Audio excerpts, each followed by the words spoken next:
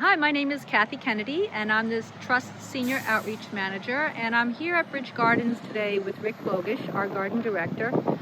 Rick is getting ready to get the vegetable garden going, and we thought it would be really useful for you to hear some of the steps that he takes in planning what to plant and also where to plant it in the garden to help you out. So Rick, why don't you just take it away? Okay. I think if you're just putting in a vegetable garden on your property, then there are a couple things you need to think about, and that first, most important, is exposure to sun. In order to grow good vegetables, you need at least 6 hours of full sun every day. Better 8 to 10. And I'm talking in the height of the growing season. Say from May through September. And you also so getting as much sun as possible is really a good idea. It's hard to grow vegetables in the shade. You could have a little salad garden if you got 6 or less hours, but for tomatoes and what most people like to grow, you really do need more sun. Another consideration is access to water. You're going to have to water your garden, if it doesn't rain. So you want to be able to have it near, within hose lengths. If not, a couple hydrants down, depending on the size. And there are many options of watering. I won't get into those today, but you want access to water for sure. And then you got to think about soil. If you're starting your garden, this garden was started where there used to be lawn. We just dug up the sod and carted it away, amended the soil, and turned it over by hand. You could also use a tiller. And then gradually over time have built up the soil by adding compost, by using cover crops, and other methods. This was the last bed that was made at the vegetable garden just a couple years ago, and you can see it's not as raised up as some of the other beds are. So because I've just started renovating the soil, and I did that by getting rid of the sod, working in some fertilizer. Some amendments like green sand, bone meal, kelp.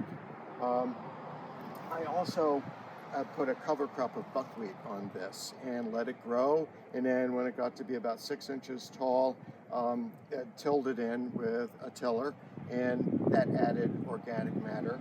Also, you have used for straw mulch for a couple of years and let that break down during the season, and then turn that in too. Do you think that a buckwheat is really one of the best choices to use as a cover crop, or is there other options? There are other options, but I find it the easiest and the quickest, and it's and it's easy to pull out if it gets weedy.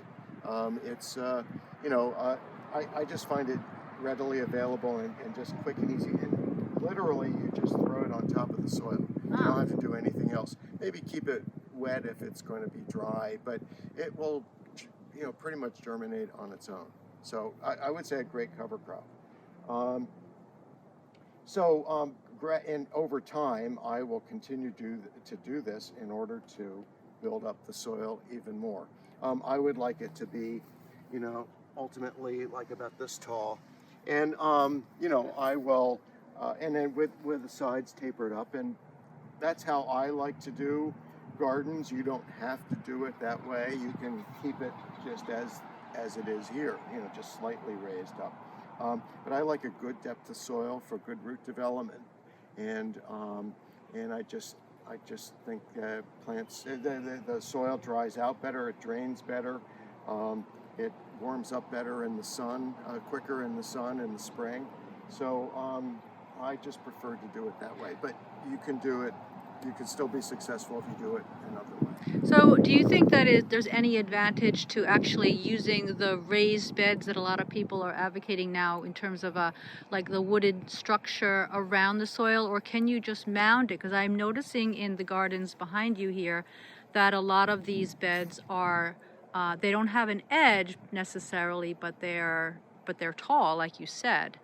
I don't have the budget to edge the beds with wood, so I don't do that. But I would. There's nothing wrong with doing that. It's very neat that way. But I think you can do it this way too. I mean, when I put in this vegetable garden, I thought about Thomas Jefferson's garden at Monticello, which is just this long, bigger than this, long, straight garden with rows just like this, and no edging, and but kind of raised beds. And I thought, well, that'll work. So, and it does, and it's worked this way. But over time, if somebody came along and said, hey, well, I'll pay for edging all these beds with wood, well, I might consider that.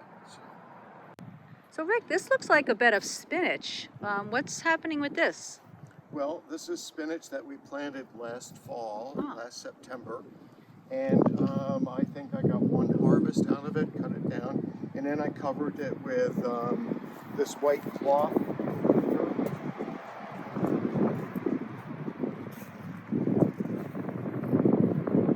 Covered it with white cloth, and that kept it protected during the winter from all the cold weather that we had. And I just uncovered it today, and this is what we have.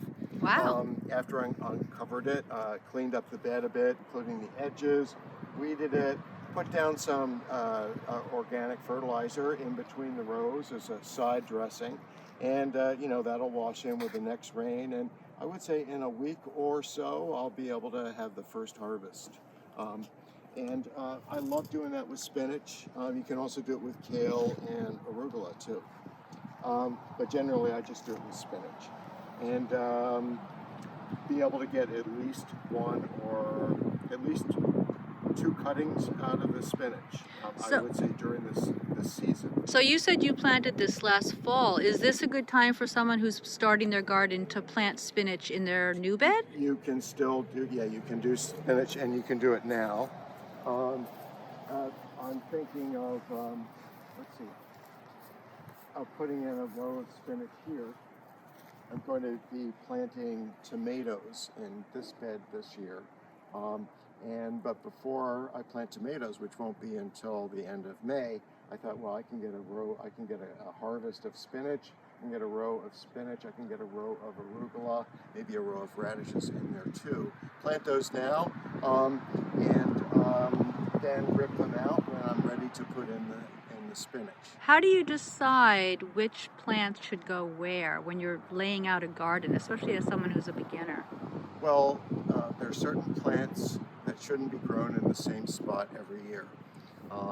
Most important are tomatoes, eggplants, and peppers. They're all in the nightshade family. They're all related. And for tomatoes, you want to move them. You don't want to plant them in the same spot. I think they say for 3 years. They want about a 3-year rotation. And peppers and eggplants are maybe 2 years, maybe 3 years too. You don't want, for tomatoes, there are a lot of fungus diseases and viral diseases that build up in the soil and or remain in the soil and then can re-affect new plants. That's why you don't want them in the same spot all the time. With eggplant and peppers, it could be bacterial wilt. But other plants too, squash. If you plant squash in the same spot over and over again, viral diseases will build up. Also, you'll probably get a big population of squash bug. So you want to move the squash around as well. Cole crops, you don't want to plant them in the same spot all the time and get a big infestation of cutworms that is always there. So as a general rule, it's good to rotate your crops. Just like last year I had tomatoes up here, I will not be putting in tomatoes up here. I'm not exactly sure what I'll put in, but it won't be tomatoes. I haven't grown tomatoes here for 3 years, so I am going to move them to this bed. But in the meantime, I'll get those spring green crops. This bed had peppers in it last year, no eggplants. So I was able to get a bunch of compost from our compost bins and put it here. I'll level that out. And because plants like cauliflower and broccoli love to grow in compost, that's what I'll use this bed for. And that's kind of as far as I've gotten in terms of what I'm going to put where. But you do need to think about that. And I would say the most important thing is to figure out about tomatoes and peppers and eggplants. So Rick, for somebody who wants to build their garden, I know that you use specific tools, and in fact you're using this pitchfork. What are some of the best choices for tools, and is it really a personal preference? Well, yeah, it is personal preference. This is actually technically this is a digging fork, and Okay. and it's for digging, like for just doing just that. And it's what I use, I would say, most in the garden. This is how I, go along and turn up a row just before I'm going to plant it. No, I might put down some fertilizer first, so I work that in as I'm digging. But some people might want to use a shovel. Sometimes I use a trowel as well, if I'm just going to put in like little plants. But this is the tool that I like the most, and that I use the most. If I'm digging out like a path, I'll use a shovel for sure. But mostly in your beds, I think this is essential. And I'm sure you could find those locally in anywhere. garden centers, right? Right. What's the one tool that you would never garden without?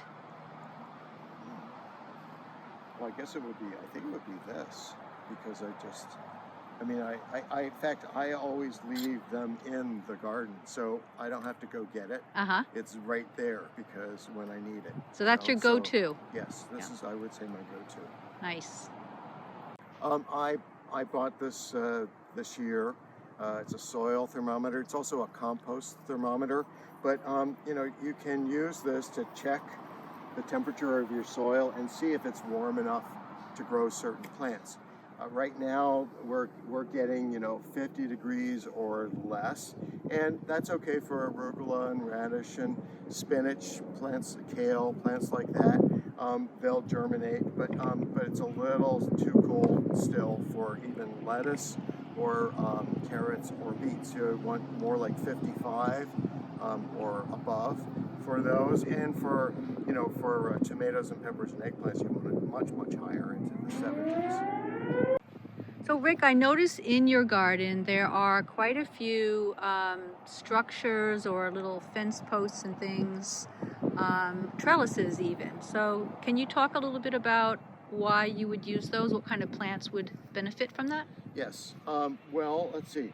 I always stake tomatoes. I like to train the tomatoes on a structure like that with stakes, horizontal. Maybe put the tomatoes every 2 feet along there, and then train them up over time. And I like to pinch out for air circulation, helps reduce disease and all the fungus problems that tomatoes get. Also, if your garden is windy, and most gardens around here are, a lot of things need staking. This is where I had eggplants last year, and I wouldn't bother staking an eggplant if I didn't have to. But if I don't, they end up getting flopped around. They can break at the base, and cause little wounds that can be entry points for bacterial wilt. So it's really good. My solution is to just give them some side support, and then maybe run some string or something like that in between, so that they don't move the other way either.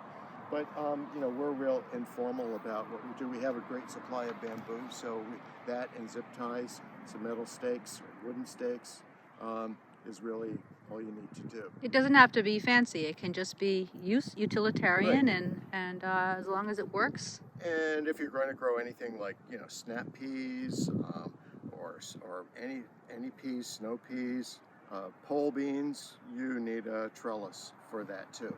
And we do that every year.